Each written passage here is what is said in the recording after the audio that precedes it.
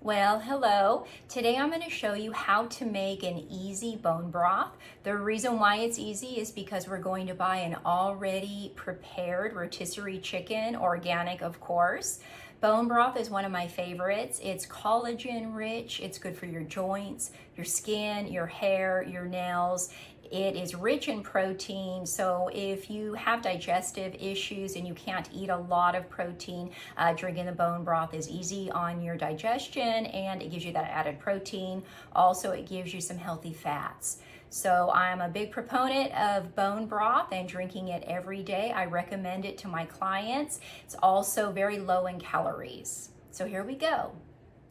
Okay, so you can see I have the whole chicken that I bought at Whole Foods, organic whole chicken.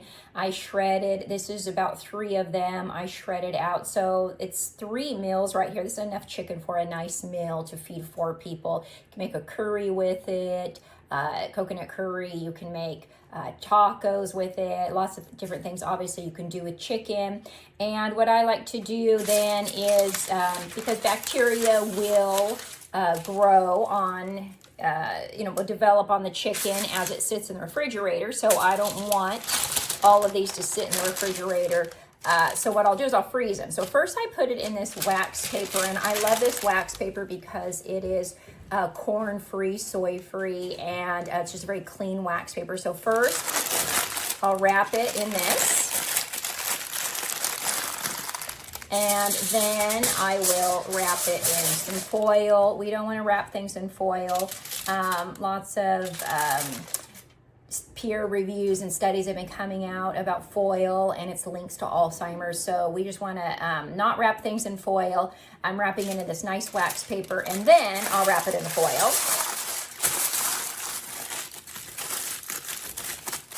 Because this is what's going to go in the freezer, and I'll do that to all of my chickens, and I'll put them in a Ziploc bag as well. And usually the night before, I will take one out and let it start to defrost, and this will be what we'll eat the next day. It might be in our salads, it might be for a dinner, but it just ensures that I have some protein every day, and I don't have to grab something that's suboptimal. I always have some nice protein. And you can see I already put the bones in the crock pot because I'm going to do the bone broth. So this is kind of step 1. And then I'll continue on with the steps after this video. All right, so the next thing that I like to do is, I already put some water in the crock pot. Bones are in there. I put already some clean water and a couple tablespoons, 2 or 3 tablespoons apple cider vinegar. I will put that in there. And I have some fresh herbs right here. I washed them, cut them up. I have oregano, sage, rosemary, thyme. I love to put fresh herbs in my bones. Just makes it taste really nice, the broth, once it's finished. And there's so much benefit of these herbs. They're antioxidant, they're antimicrobial, antifungal, antibacterial. So this is just an added boost to the already beneficial bone broth. So then after that, I top it with more water. And I like to just use clean water. I take it from my Zero water pitcher. And then I just completely fill over, just make sure that water's completely on top of or over those bones. And that's really it. Now I'm gonna put that on low, and I'm gonna let that get started. What's up, fam? It has now been officially 24 hours of this broth soaking in its juice. You want to and do it? It is for salty, me? it is rich, it is wonderful. That's how you do it.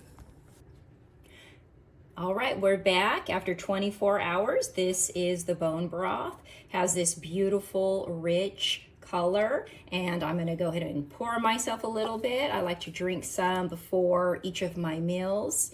And you can strain this out. I like to strain it into just a metal pot with a strainer here, and then you can just pour. Once it's all strained out, you can pour the beautiful broth into, I like to pour mine into an 8-ounce mason jar.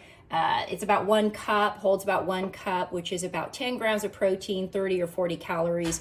I'll freeze it, and then when I want some, I'll pull it out of the freezer, put it under hot water, and once it loosens, I will put it back into the pot and heat it up on the stove, and then I will have some wonderful bone broth.